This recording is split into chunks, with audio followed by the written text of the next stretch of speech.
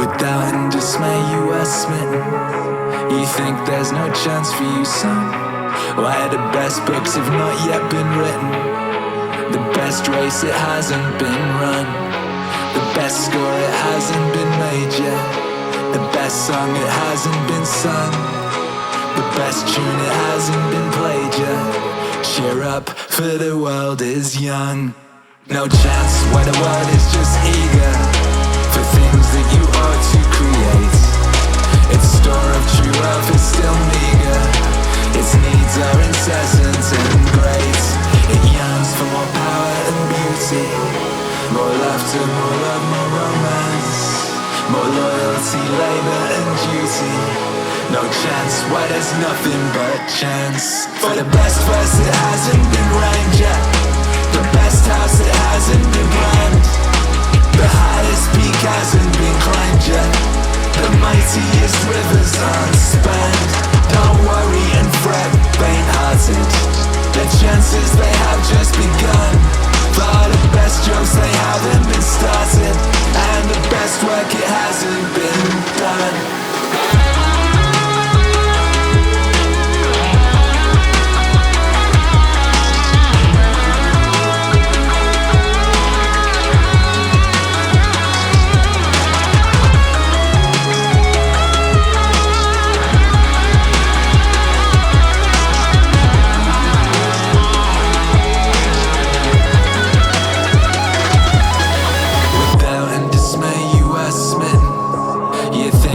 Chance for you, son. Why the best books have not yet been written? The best race, it hasn't been run. The best score, it hasn't been made yet. The best song, it hasn't been sung. The best tune, it hasn't been played yet. Cheer up, for the world is young. For the best verse, it hasn't been rhymed yet. The best house, it hasn't been planned. The highest peak hasn't been climbed yet. The mightiest rivers aren't spanned. Don't worry and fret, faint-hearted. The chances they have just begun. For the best jokes they haven't been started, and the best work it hasn't been done.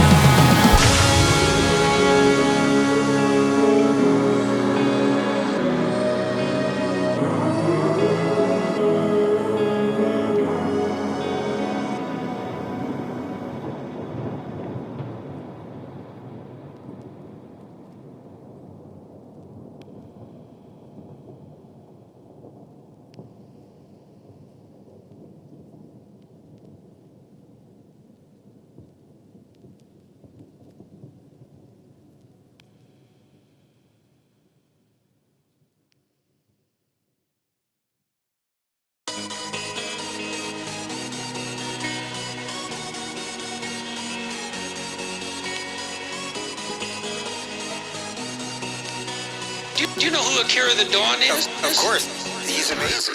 Losers have goals and dreams. Winners have systems. Losers have goals and dreams. Winners have systems. And these systems have been around forever. Have been around forever. Losers have goals and dreams. Winners have systems. The same system to getting fit, getting ripped, changing your physique has been around forever. Hypertrophy training and proper macronutrients. But can you stick to it? Can you stick to it? The same system for being financially sound or independent has been around forever. Understanding the compound effect, compounding interest, letting your money work for you. Can you be disciplined enough to get enough money to have it work for you? Can you be disciplined enough to drop the weight and keep it off? Would I be Wes Watson if I was fucking 40 pounds heavier? No. Would I be able to stay as disciplined as I need to if I was still drinking on the weekend? No. Would I be where I'm at today if I didn't have my daily routine? No! Losers have goals and dreams. Winners have systems.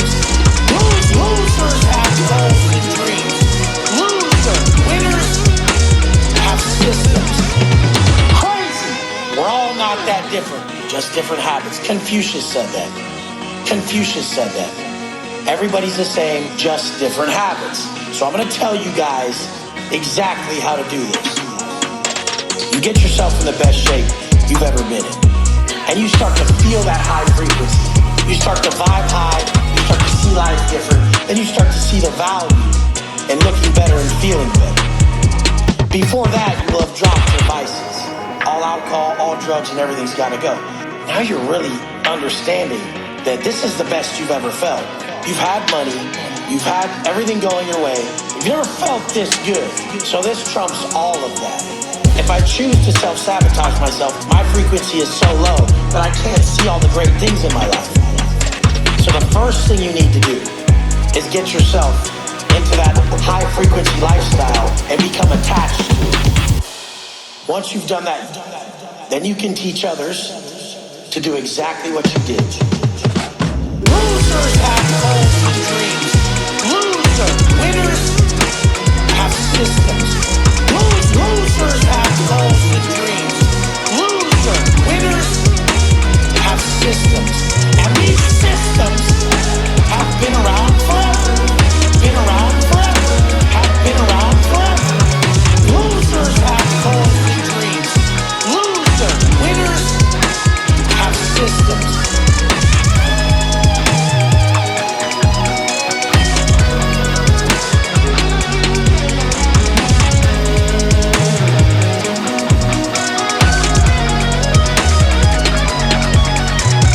5 years ago, I was getting out of prison. And I knew I was going to make it. Because I made it as a person. So the world is easy once you make it as a person.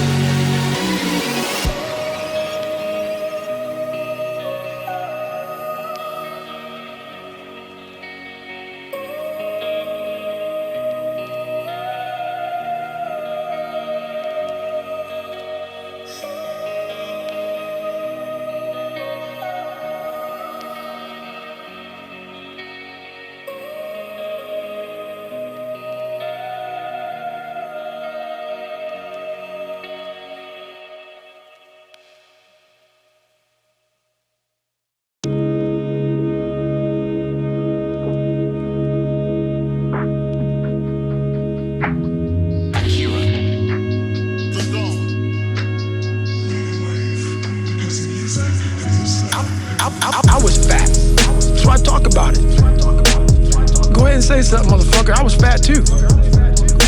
And it was hard as fuck every fucking day to get up. I know what it feels like when you roll your fat ass out of bed and all you want is some fucking damn cinnamon buns and shit and fucking chocolate milkshake. I know what it is. I know exactly what it is. But I can't want it more than you. And so many people just want it the easy way. I'm sorry, man. It's not. So what they start to do is they build this narrative. It's okay. When the narrative should be, you need to fucking work harder. You need to fucking discipline your mind better. We need to help people more than just saying it's okay. It's okay that you're not fucking willing to fucking help yourself out. That's not okay. It's not okay. It's not acceptable.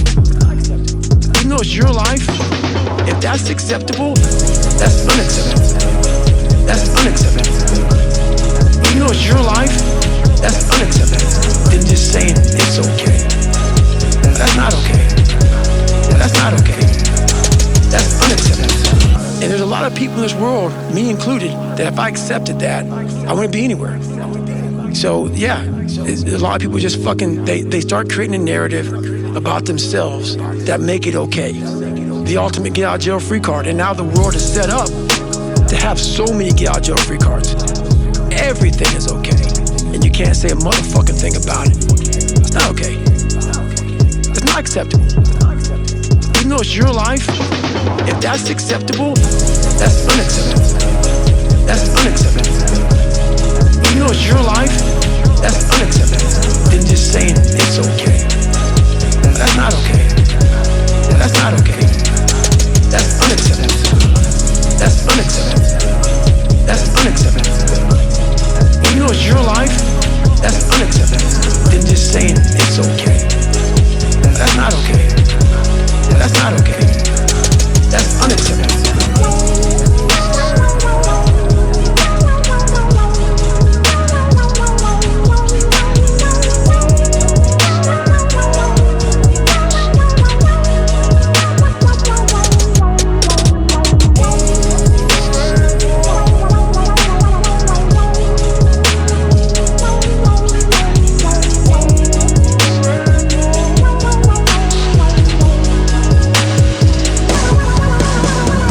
unacceptable.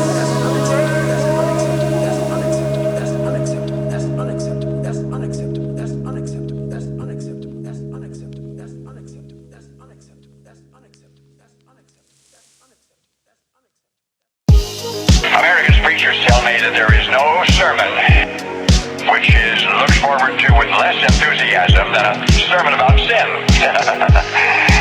Well, that's probably true. If we're talking about a secular sermon on the subject of hard work. Akira, pregnant skyline of America was set in place one brick at a time. Now that represents a lot of calluses.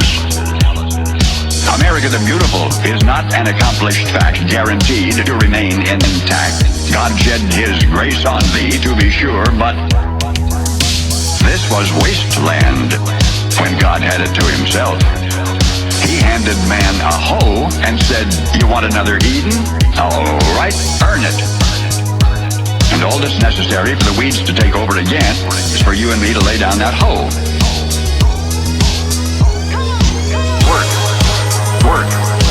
Work, hard work. There is no gospel less popular than the gospel of hard work. Work, hard work. There is no gospel less popular. Get to work, get to work. We tell our young people how our country was carved out of the wilderness. No, it wasn't.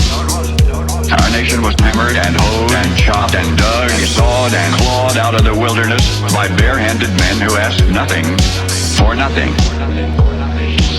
America did not start out with an agricultural production as the awe and envy of the world. It was seeded first by sod-busting farmers who fought Indians and ranchers and cold and heat and drought and bugs and flood and one another. The fruited plain sprang forth from barren acres only after they had been watered with a lot of sweat. Work, hard work. There is no gospel less popular than the gospel of hard work. Work, hard work. There is no gospel less popular. Get to work, get to work. I guess what I'm saying is that the more history I study, ours and others, the more certain I am that there is one fertilizer essential to the survival of civilization, and that fertilizer is sweat. And I don't mean perspiration, I mean the kind of steamy, streamy, salty sweat that's wrung from a man by hard physical work. Somehow, the sweat gets into the soil of a farm or a factory, a city or a state or a nation, and everything thereabouts grows tall and strong and tough enough to stand against any storm. But the day the sweat dries up, the soil dries up. And whole civilizations are buried in dust.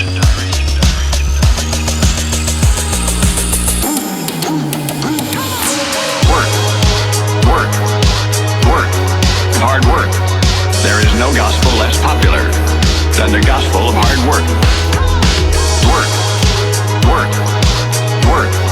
hard work. There is no gospel less popular. Get to work, get to work.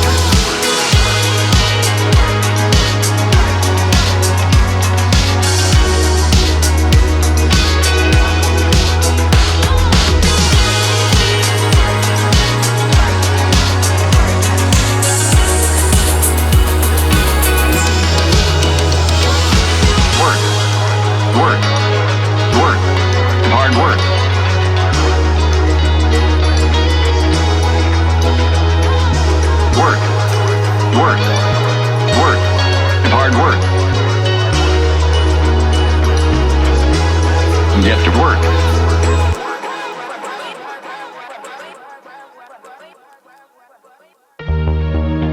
Let me preface this really quickly with saying one important thing before we start. Akira. I know you're gonna dig this. The government should fear the people. The government should fear the people. The government should fear the people. 100% of the time.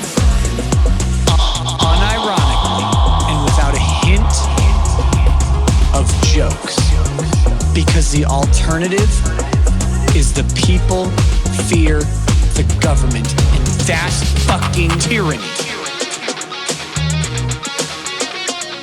Tyranny. The government should fear the people. The government should fear the people. The government should fear the people. 100% of the time, reluctantly, in the service of your fellow man. Not thinking that you get to be an administrator or controller of their fucking property and their fucking rights. We have twisted government service into a position of power, but the word is government service, and the service is not to the government, but to the people. And these motherfuckers lord over us as a new aristocracy, a new ruling class of nobility. And they do so openly and in our faces. The founding fathers would roll in their fucking graves to see how we treat the government today. They should serve in fearful respect, in the same way that the Bible uses fear, reverence of their God. Because the populace, the people, the citizenry are the God of government, not the other way around. The government should fear the people. The government should fear the people. The government should fear the people. 100% of the time.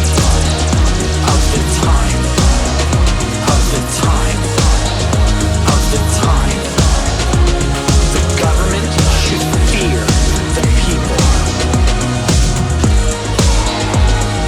100% of the time.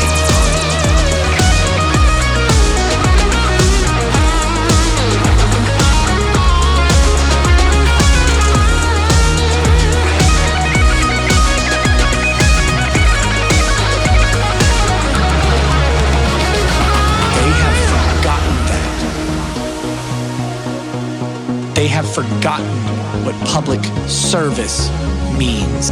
We do not have rulers, and we never, ever should.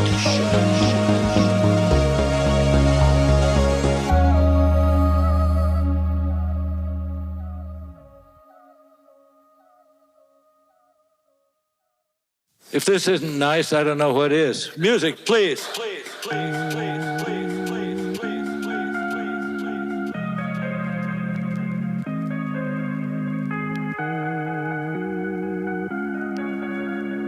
Akira. The Don. Nice. Now, every lecture I've ever given has included my tribute to my Uncle Alex, my brother's kid brother, who was a graduate of Harvard and a wise man, but just an insurance salesman in Indianapolis. He was childless. But what Uncle Alex found objectionable about so many human beings is that they so seldom noticed it when they were happy. And so we would be sitting under an apple tree, for instance, on a July afternoon drinking lemonade and, talking about this and that, and practically buzzing like honeybees. And Uncle Alex would stop everything and say, wait a minute, stop. If this isn't nice, I don't know what is. If this isn't nice, I don't know what is. I don't know what is. I don't know what is. If this isn't nice, I don't know what is. I don't know what is. I don't know what is. And so So he would do that again and again, and it was very good advice, and I've taken it up. And I hope that you will take up this habit too, of noticing when things are really awfully nice, and say, if this isn't nice, I don't know what is. And say, if this isn't nice, I don't know what is. If this isn't nice, I don't know what is. I don't know what is. I don't know what is. If this isn't nice, I don't know what is. I don't know what is. I don't know what is. If this isn't nice, I don't know what is. I don't know what is. I don't know what is. If this isn't nice, I don't know what is. I don't know what is. I don't know what is.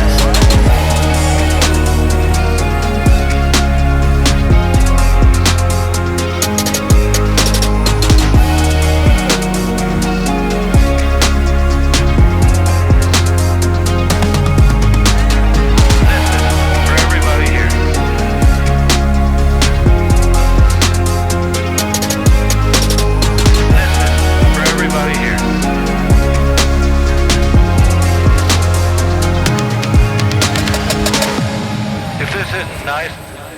I don't know what is.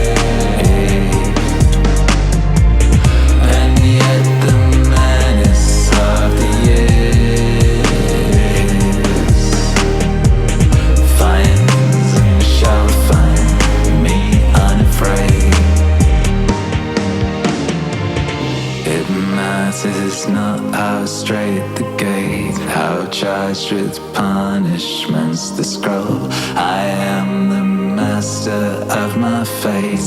I am the captain of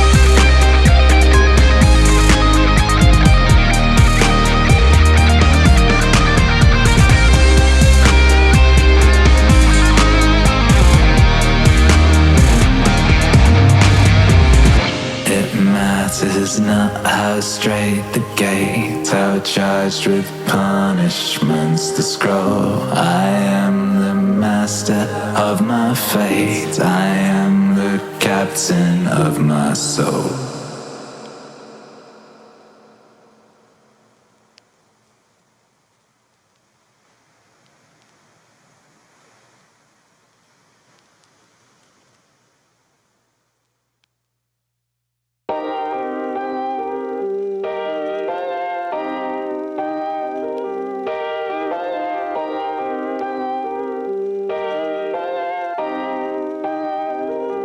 Akira. If a person gave you body, 20 strange we met on his way, you would certainly be angry. Do you feel no shame in handing over your own mind to be confused and mystified by anyone who happens to verbally attack you?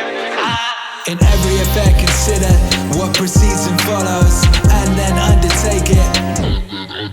Otherwise, you will begin with spirit, but not having thought of the consequences. When some of them appear, you will shamefully desist. I would conquer at the Olympic Games, but consider what precedes and follows, and then, if it is for your advantage, engage in the affair. You must conform to rules, submit to a diet, refrain from dainties, exercise your body, whether you choose it or not. At a stated hour, in heat or cold, you must drink no cold water, not even wine. In a word, you must give yourself up to your master, as to a physician. Then, in the combat, you may be thrown into a ditch, dislocate your arm, turn your ankle, swallow dust, be whipped, and after all this, be defeated. If a person gave you body, 20 strange we met on his way, you would certainly be angry. And do you feel no shame in handing over your own mind to be confused and mystified by anyone who happens to verbally attack you? If a person gave you body, 20 strange we met on his way, you would certainly be angry. And do you feel no shame in handing over your own mind to be confused and mystified by anyone who happens to verbally attack you? When you've evaluated all this, if your inclination still holds, then go to war. Otherwise take notice, you will behave like children who sometimes play like wrestlers, sometimes gladiators who sometimes blow a trumpet and sometimes act a tragedy when they have seen and admired these shows. Thus you two will be at one time a wrestler, at another gladiator, now philosopher, then at a racer, but with your whole soul, nothing at all. Like an ape, you mimic all you see, and one thing after another is sure to please you, but it is out of favor once it becomes familiar, for you have never entered nothing considerately, nor after having viewed the whole matter on all sides, or made any scrutiny into it rather rashly, and with a cold inclination. Cold inclination. If a person gave you body, 20 strange we met on his way, you would certainly be angry. And do you feel no shame in handing over your own mind to be confused and mystified by anyone who happens to verbally attack you? If a person gave you body, 20 strange we met on his way, you would certainly be angry. And do you feel no shame in handing over your own mind to be confused and mystified by anyone who happens to verbally attack you?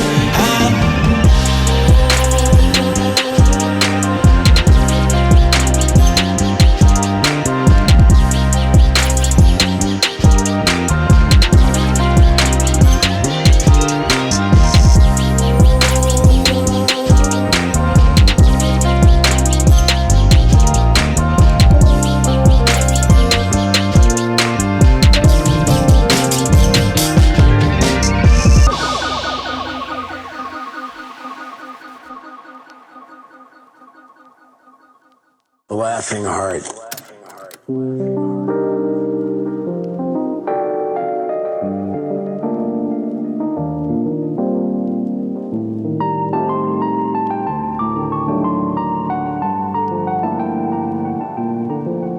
Akira. Your life is your life. Don't let it be clubbed into dank submission. Be on the watch. There are ways out. There is light somewhere. It may not be much light, but it beats the darkness.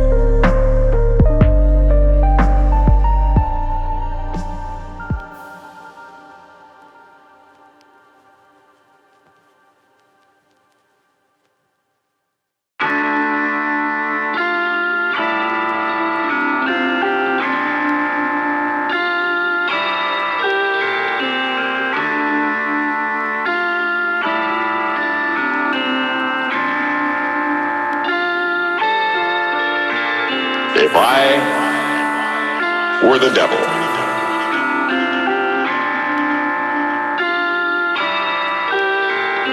if I were the devil,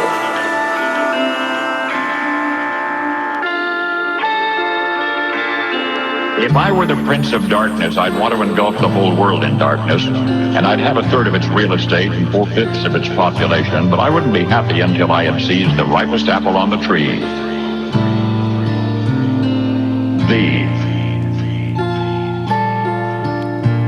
So I'd set about, however necessary, to take over the United States. I'd subvert the churches first. I'd begin with a campaign of whispers. With the wisdom of a serpent, I would whisper to you as I whispered to Eve. Do as you please. To the young, I would whisper that the Bible is a myth. I would convince them that man created God instead of the other way around. I would confide that what's bad is good and what's good is square. And the old I would teach to pray after me, Our Father, which art in Washington.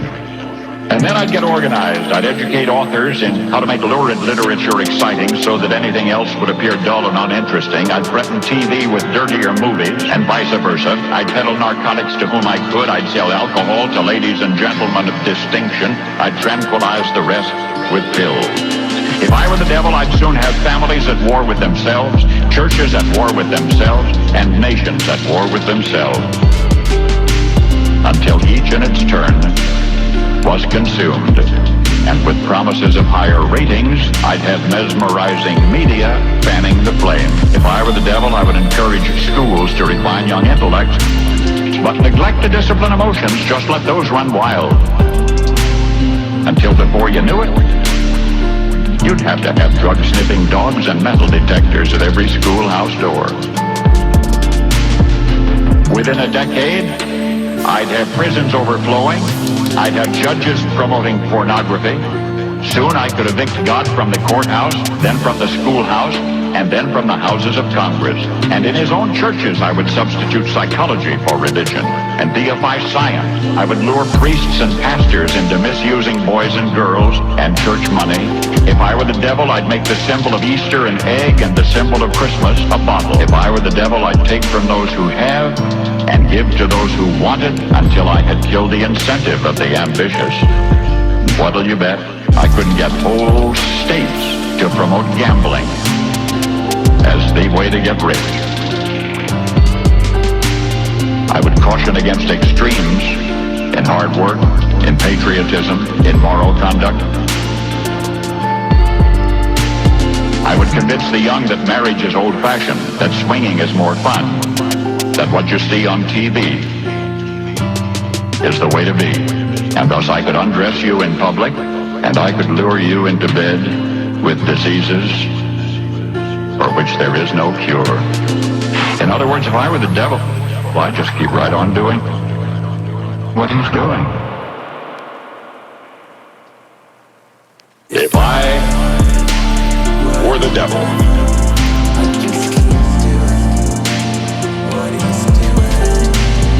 if I were the devil,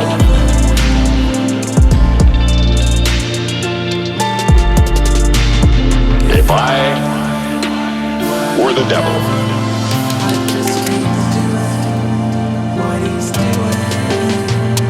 if I were the devil,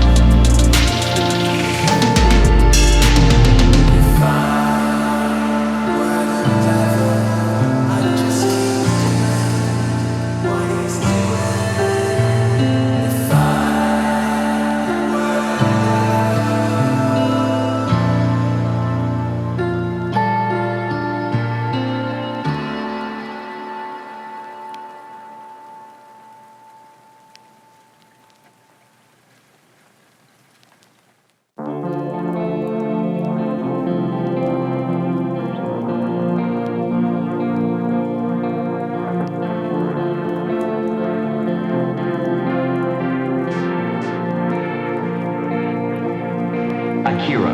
Not much chance. Completely cut loose from purpose. He was a young man riding a bus through North Carolina on the way to somewhere, and it began to snow. The bus stopped at a little cafe in the hills, and the passengers entered. And he sat at the counter with the others, and he ordered. And the food arrived, and the meal was particularly good. And the coffee.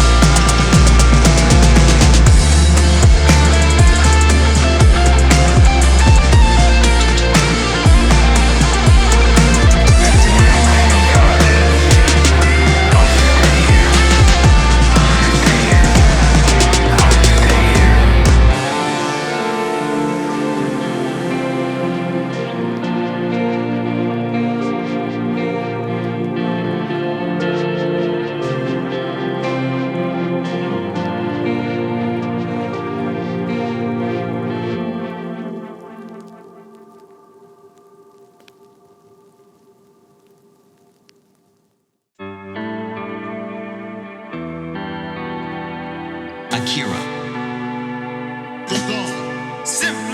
A lot of people say, oh, I just want to sort of, they're kind of dabbling in the idea of improving themselves. And the real way to do it is you got to write down what the fuck you want and then go after it. You're in the part of the movie that starts and it shows you as a fucking loser. Just decide not to be a loser anymore. Just decide not to be a loser anymore. Live your life like there's a documentary crew following you around and you are analyzing your own behavior. Do what you would want to do so that your kids one day would look back at it and see that documentary and look on it with pride, like, wow, my dad was a bad motherfucker. My dad was a bad motherfucker. He really did what he had to do. Wow, my mom really got her shit together. Those are my favorite stories. I love a success story, but even more than a success story, I like a dude who fucks his life up and then gets it back together again story. Those are my favorite stories. Those are my favorite stories. Like, wow, my dad was a bad motherfucker. Those are my favorite stories. I love a success story, but even more than a success story, I like a dude who fucks his life up and then gets it back together again story. And the way to do that, you gotta write shit down. You gotta think that you are the hero in your own fucking movie, and then you gotta sit down and you gotta write shit down. Write down what you need to do. Most people play the role of the victim in the movie. Sure. Yeah, this life is fucking me over, man. I could have had this and I should have had that. And why does this guy get that? And why does that guy get this? All things that are completely unrelated to you. All things that you find other people's success as a downfall in your own existence. Instead of being inspired and choosing to be positive, trying to achieve whatever the fuck you have written down, you just sit around and spiral. Those are my favorite stories. Those are my favorite stories. Like, wow, my dad was a bad motherfucker. Those are my favorite stories. I love a success story, but even more than a success story, I like a dude who fucks his life up and then gets it back together again story. There's nothing more miserable than sitting around someone who's fucking complaining all the time. It is one of the most annoying things ever. Everybody hates it. When someone just sits around and they complain about their life and they don't do jack shit about it. And you tiptoe around it, you don't know what to say. Well, she gets upset when you bring that up. I don't want to bring that up. And you want to go, you fucking crazy bitch, you know what's wrong with your life. Stop announcing it to everybody else and go out and fix that shit. Fix that shit. Fix that shit. Bitch, you know what's wrong with your life. Stop announcing it to everybody else and go out and fix that shit. My dad was a bad motherfucker. He really did what he had to do. Wow, my mom really got her shit together. Those are my favorite stories.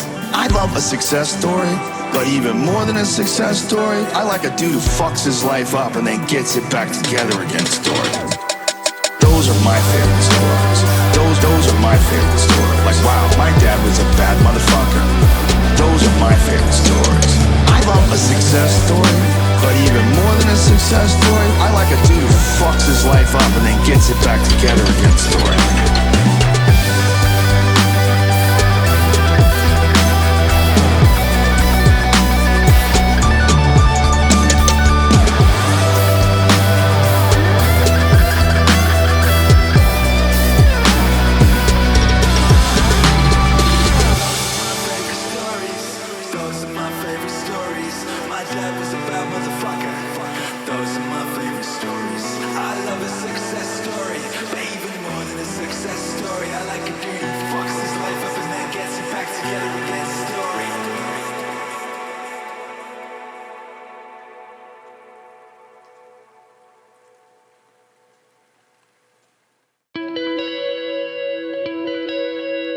People say things like, I do this in a kind of self-deprecating way.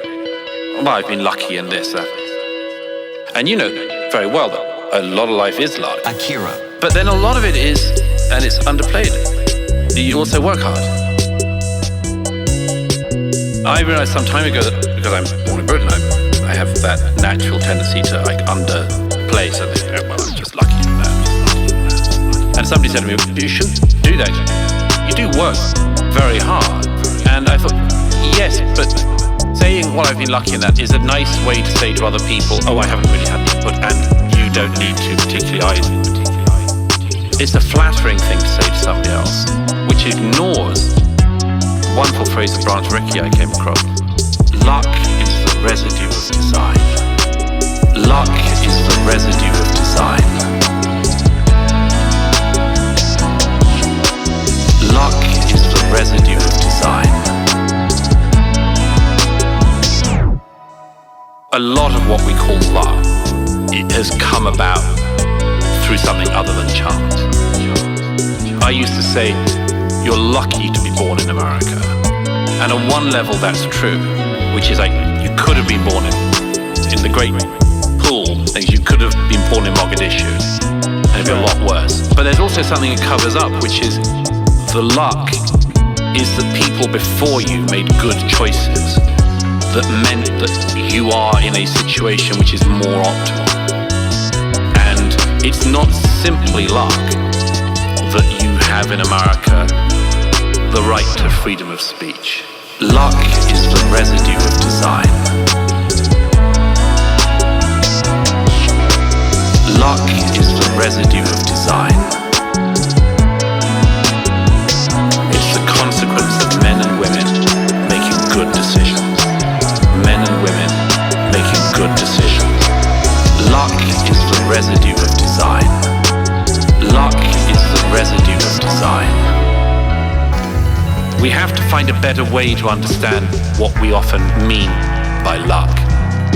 You have luck in your life, sometimes because other people have made good judgments that are effectively for you before your time. Your politicians, your family and others. It's not just some wild whirligig. It's also make prudent decisions, make wise decisions, work hard, and a lot more. And you'll find that you are what we call lucky or luckier. Don't do any of that stuff. Put everything off all the time. Be lazy, unmotivated, blame other people all the time for things you could correct yourself, and you will find you are the type of person that is described as unlucky. Luck is the residue of design. Luck is the residue of design. It's the consequence of men and women making good decisions. Men and women making good decisions. Luck is the residue of design. Luck is the residue of design.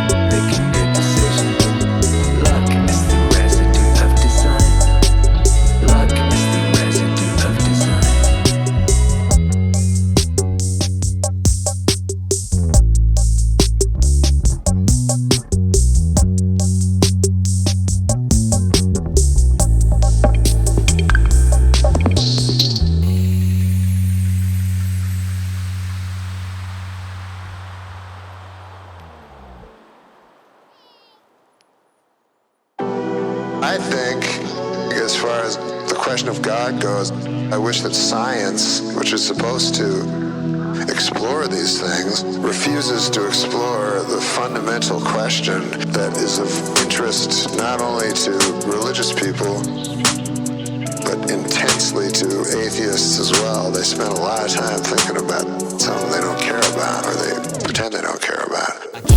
That science should spend all their time. They spend time trying to find new galaxies, as if that's important. Since God's an unproven thing, just a hypothesis at this point, I think it would be good to study it. First of all, the scientific method always begins with intuition. Always. The scientific method always begins with intuition. Always. Einstein used intuition. He did not study things objectively and find things. He was struck with something, and then followed that notion that he had, or whatever you call that. I call it intuition. Intuition. I call it intuition. Intuition. You could put divine roots to it if you wanted to too, but that's how important things are discovered. Intuition. I call it intuition. And obviously there is an enormous intuition amongst every person that has ever lived that God exists. For instance, if you have a deep intuition that cigarettes cause cancer, which is still unproven, by the way,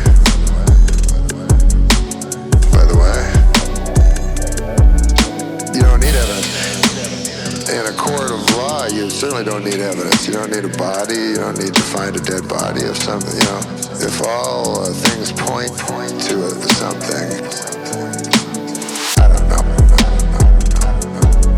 I have very strong belief in intuition.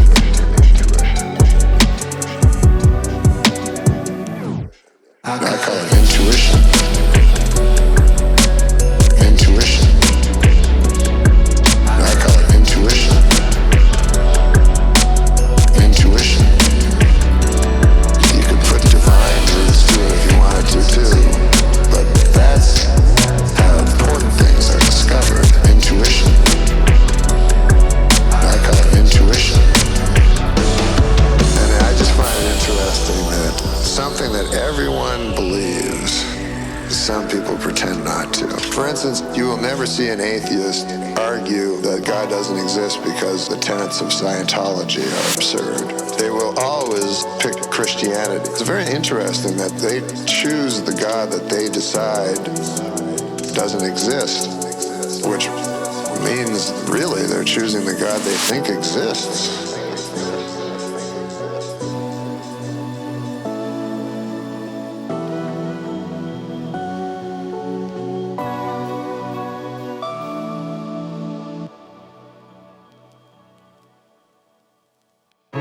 It's a wonderful phrase that the late Australian political philosopher Ken Minogue came up with. He identified a certain type of person who is keen on the revolutionary attitude, keen to be at the barricades. He called it St. George in retirement syndrome. St. George, after slaying the dragon, getting all the acclaim of slaying the dragon, might be tempted to go around the land finding more dragons. There being a deficit of dragons in the land, might end up swinging his sword at smaller and smaller beasts until eventually he might be found swinging his sword at thin air. Well, I don't say that there's no dragon-like thing left to slay in our society. I don't say that everything's perfect, but there is a lot in that, in the febrile, furious atmosphere of our time. When things have never been better, they're portrayed as if they've never been worse. The febrile, furious atmosphere of our time. When things have never been better, they're portrayed as if they've never been worse. And this idea, I understand why people wish they'd been with Martin Luther King, the March on Washington. I have a few friends who were there. Tell me about it. It's fantastic, just thrilling in the telling. I understand that people might want to be there. I understand that some people wish they'd been at the Stonewall Inn. I get that.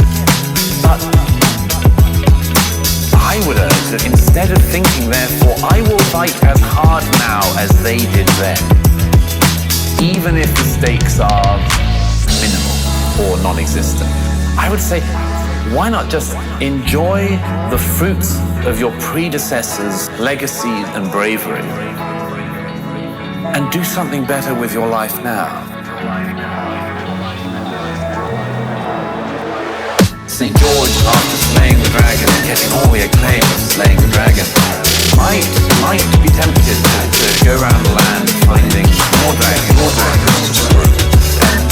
There being a deficit of dragons in the land, might end up swinging his sword at smaller and smaller beasts might be tempted to go around the land finding more dragons. And there being a deficit of dragons in the land, might end up swinging his sword at smaller and smaller beasts until eventually he might be found swinging his sword at thin air.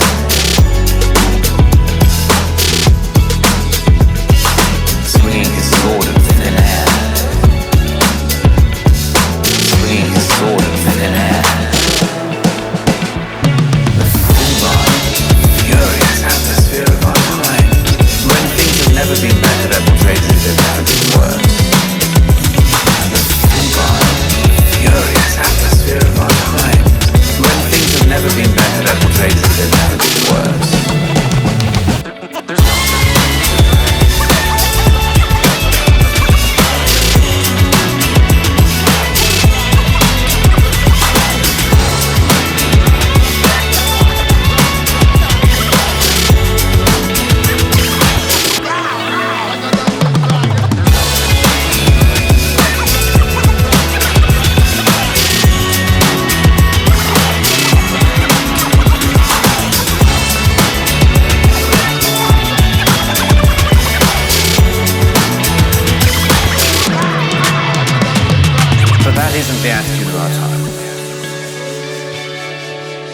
The attitude of our time is an audition after the fact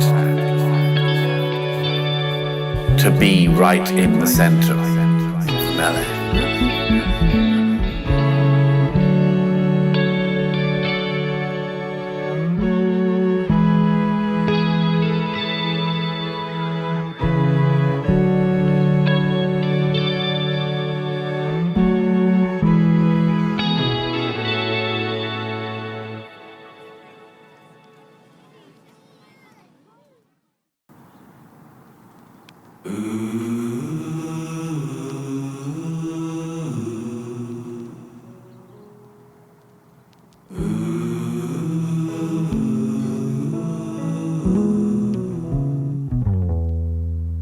The man I'm talking about was not a Scrooge now. He was a kind, a decent, a mostly good man, generous to his family and upright in his dealings with other men, but he just did not believe in all of that incarnation stuff which the churches proclaim at Christmas time. It just did not make sense, and he was too honest to pretend otherwise. He could not swallow the Jesus story about God coming to earth as a man. He told his wife, "I'm truly sorry to distress you, but I'm just not going with you to church this Christmas Eve." He said he'd feel like a hypocrite, that he'd much rather just stay home, but that he would wait up for them. So he stayed and they went to the midnight service. Now shortly after the family drove away in the car, snow began to fall. He went to the window to watch the flurries getting heavier and heavier. Then he went back to his fireside chair, began to read his newspaper. Minutes later, he was startled by a thudding sound, and then another, then yet another. At first, he thought somebody must be throwing snowballs against the living room window. But when he went to the front door to investigate, he found a flock of birds huddled out there miserably in the snow. They had been caught in the storm. In a desperate search for shelter, they had tried to fly through his large landscape window. That was what had been making the sound. Well, he couldn't let those poor creatures just lie there and freeze. So he remembered the barn where his children stabled their pony. That would provide a warm shelter. All he would have to do is direct the birds into that shelter. Quickly, he put on a coat and galoshes, and he tramped through the deepening snow to the barn, and he opened the doors wide. And inside the barn, he turned on a light so the birds would know the way in. But the birds did not come in. So he figured that food would entice them. He went back into the house and fetched some breadcrumbs and sprinkled those on the snow, making a trail of breadcrumbs to the yellow-lighted, wide-open doorway of the stable. But to his dismay, the birds ignored the breadcrumbs. The birds just continued to flop around helplessly in the snow. He tried catching them. He could not. He tried shooing them into the barn by walking around them waving his arms, but instead they scattered in every direction except into the warm lighted barn. And that's when he realized that they were afraid of him. They were afraid of him. To him, he reasoned, I'm a strange, terrifying creature. If only I could think of some way to let them know that they can trust me, that I'm not trying to hurt them, but to help them. But how? Any move he made tended to frighten them and confuse them. They just would not follow. They would not be led or shooed because they feared him. And he thought to himself, if only I could be a bird now. I could be a bird and mingle with them and speak their language and tell them not to be afraid. Then I could show them the way to the safe, warm barn. But I would have to be one of them, wouldn't I?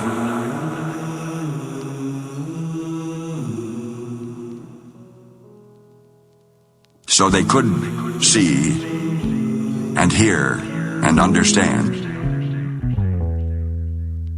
At that moment, the church bells began to ring. The sound reached his ears, above the sounds of the wind. And he stood there listening to the bells, Adeste Fideles, listening to the bells, pealing the glad tidings of Christmas, and he sank to his knees in the snow.